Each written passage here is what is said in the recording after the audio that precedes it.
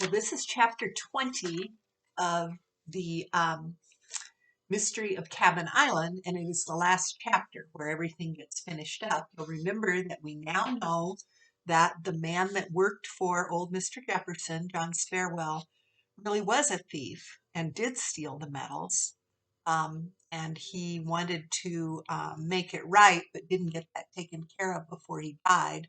And so he asked his nephew, Mr. Hanley, who's also not a very nice person, to take care of it. And instead, Mr. Hanley decided that he was going to figure out a way to make some money from him. They did find Johnny Jefferson, the grandson. He had been hanging around the island as suspected and living in the cave and such. So now they know that he is alive and safe and with them. Um, and that is where we left off. The hazardous search. Whirling in astonishment, the boys saw two stern-faced harbor policemen striding toward them through the debris in the living room.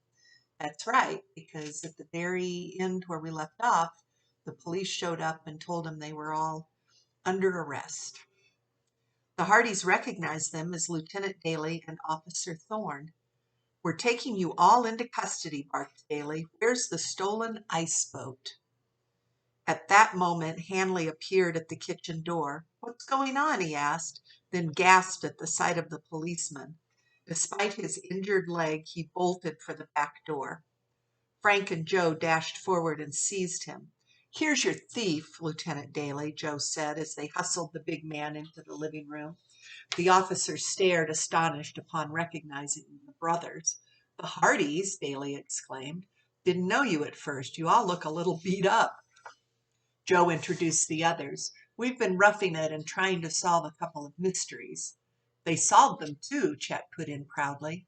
Johnny Jefferson stepped forward. "That's true," he said. "Frank and Joe and their pals have been working on a case for my grandfather, Elroy Jefferson." "Then you must be Johnny Jefferson," Lieutenant Daly exclaimed. "Yes, the Hardys found me." "Well, I'll be a frozen rookie," Officer Thorne burst out. "We've been on the lookout for you." "Leave it to the Hardys," said Daly, tilting back his hat and scratching his head. "A couple of chips off the old block. How's your dad?" "Fine," Frank replied, then told their story, which included the wrecking of the Hawk. Handcuffs were snapped on Hanley.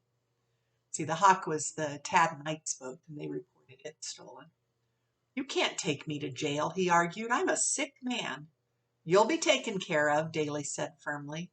"By the way," Joe spoke up, "who accused us of stealing the ice boat?" Lieutenant Daly explained that an anonymous phone call to headquarters had reported the theft and revealed that the culprits were hiding on Cabin Island. "Ike or Tad made that call, no doubt," Frank said. Biff grinned. "Those two would be burned up if they knew that they'd done us a favor tipping off the police." Chet gave a wry chuckle. "Those guys will have a real surprise when they see the Hawk." Remember, it's all. Daly added, "We didn't want to bother Mr. Jefferson until we found out what was going on here, so we came straight over." Hanley declared he was unable to walk. The police were unsympathetic. "You seemed to manage okay when you were trying to get away," Daly said, "so you certainly can hike across the cove to where our squad car is parked." The lieutenant smiled at Johnny. "We'll tell your grandfather you're safe and in good hands." Johnny pleaded that he himself wished to surprise his grandfather. "Besides, I want to take him his medals. I know the Hardys can find them." "We'll give it a good try," Frank promised. The two policemen agreed to keep the secret and left with their prisoner, who complained bitterly as he was escorted from the cabin. Without further delay, the boys gathered around the hearth. "Now for the rosewood box," exclaimed Joe, and went for a flexible tape measure he had seen in the toolbox. "What do you look for first?" Biff asked. "A loose stone 9 feet up the front," Frank replied. He ducked into the soot-blackened fireplace and stood up. "Lucky it's a wide chimney," he remarked, picking up his flashlight. "Well, here goes. Give me a boost, somebody." Biff crouched down in the fireplace, and Frank sat astride his broad shoulders. Slowly, Biff stood up, grasping his friend's legs. Frank unwound the tape and, with the aid of his flashlight, found the 9-foot level. He marked this off with chalk and handed the tape to Biff. Then Frank began testing the stones in order from right to left. All felt tightly in place, but suddenly Frank touched a joint of mortar which crumbled beneath his fingers. "This looks much lighter in color," he observed, "as if too much sand was used in the mix." "Any luck?" came Joe's eager voice from below. "Not yet, but I've come across something I want to investigate. Need help? You can hold this light." Joe squirmed in beside Biff and took the flashlight from his brother. Frank drew out his penknife and inserted the blade tip into the mortar, which surrounded a large oblong stone. The substance fell off readily. Frank then grasped the rock and pulled hard, and it gave a little. "Hey!" exclaimed Joe, "what's cooking?" "I'm not sure," Frank replied, "but I've just dug out some mortar I think was mixed by an amateur." "Farewell?" "Yes, he must have mortared the back of this rock, though. I need a lever." "Hold on, I'll get something." Joe hurried to bring the chisel. Frank placed it beneath the rock and worked the tool up and down. Finally, the big stone moved. Now Frank used the chisel on both sides, prying the rock loose still more. Again he pulled hard on it. This time the stone came out in his hands. Quickly he gave it to Joe, who beamed the light upward into the space. Frank saw that his guess had been correct. Working carefully, he succeeded in extracting a long, flat box. "I've found it," he gasped. Frank scrambled down from Biff's shoulders, and the trio emerged from the fireplace with sooty grins of triumph. Breathless, Frank flipped open the catch and raised the lid. Set in velvet was an array of handsome, gleaming metals. For a moment all the boys stared at the treasure. Then Chet exclaimed, "Wow, they're real beauties." Biff pounded the Hardys on the back while Johnny burst out, "Frank and Joe, you're the world's greatest detectives." His face shining with joy, he urged that they return to Bayport immediately. "I can't wait to give the medals to Graham." "We ought to clean up some of this damage before we go," Frank said. "Chet and I will take care of that," Biff volunteered. "We'll board up the broken window and sweep out the snow and debris." Frank grinned. "Okay, then. As soon as Joe and I wash this chimney dirt off and change clothes, we'll hit the road." "I wish we could whiz home on your ice boat," Johnny said, "but it's impossible with all that snow." "Well, we'll come back for the Seagull when the ice is clear," said Joe. "You can ride in it then." In a short time the Hardys were trudging across the cove with Johnny between them, clutching the rosewood box. On the main road they hitched a ride to the Hardy boathouse. The trio were just about to climb into the convertible when Joe spotted a familiar sedan pulling into the parking area. "Dad!" he exclaimed. The boys hurried to meet Mr. Hardy.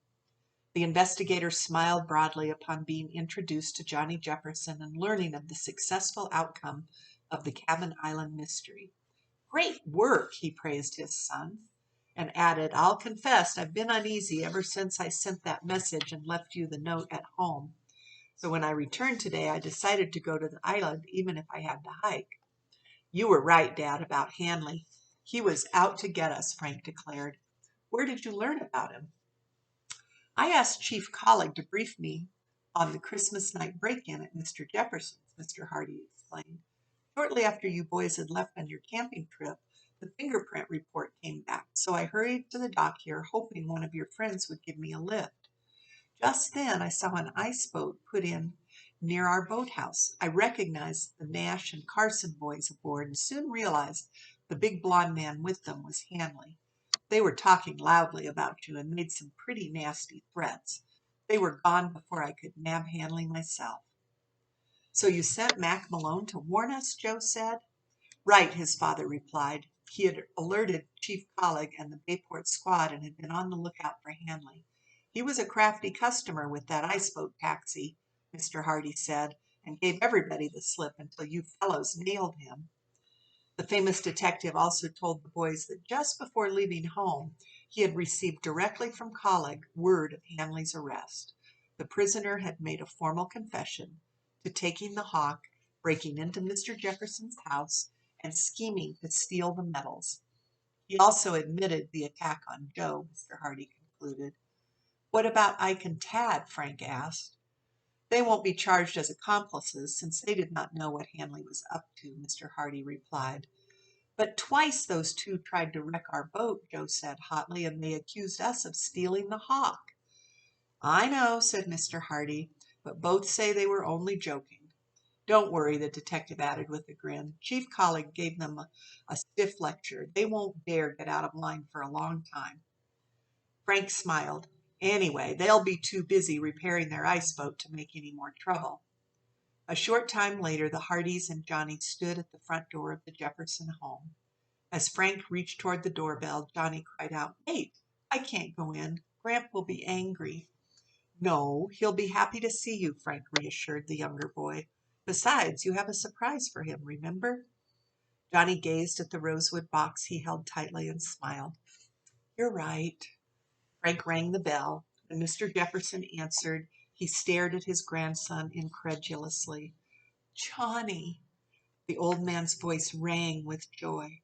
The Hardys stood by beaming as they witnessed the happy reunion. It was not until they were seated that Mr. Jefferson became aware of the box Johnny carried. Mr. Jefferson was so overcome with emotion that it was several moments before he could speak. He turned to Frank and Joe. How has this all happened? He asked, taking the box and opening the lid. As the young sleuths and Johnny rapidly recited the amazing events, Mr. Jefferson sat back in the crimson velvet chair, stroking the metals and looking affectionately at Johnny. Wait until my detectives hear of your success, Frank and Joe. They'll be thunderstruck. Johnny said admiringly, I'd sure like to learn from the Hardys how to solve mysteries. Mr. Jefferson eyed his grandson proudly.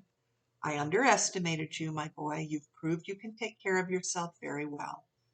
Johnny beamed, then said worriedly, You should see the cabin, Gramp. The storm did a lot of damage. No matter, replied the old man. We'll start repairs and improvements this spring. He turned to the Hardys. I want you both to feel free to stay on the island any time you wish to. Johnny and I are going there as soon as possible together. That is, if he'll take me along when he gets his new ice boat. Gramp, do you mean it? Remember, Gramp said he couldn't have one because he thought they were too dangerous. Indeed, I do. Since my ride in the Seagull, I've been looking forward to another spin on the ice. Frank and Joe exchanged smiles. Mr. Jefferson was not so old-fashioned after all. Their sleuthing had done something to change his attitude. The young detectives did not know that events were already occurring, which would soon involve them in another challenging case, the great airport mystery. Mr. Jefferson added, I intend to present the Shaw's Medal to Yusuf. Oh, so he's going to give it back to the person that it originally belonged to. That's nice. But first, he lifted two handsome pieces from the box and said to the Hardys, I wish to give you each a remembrance in gratitude. Oh, thank you, sir, but we can't accept, Frank protested. They're too valuable. Besides, we've had our reward returning Johnny and the medals to you, Joe added. Mr. Jefferson smilingly insisted. These are rightfully yours. Remember, their purpose is to reward exceptional merit and courage. No one ever earned them more than you, Hardy boys. The end.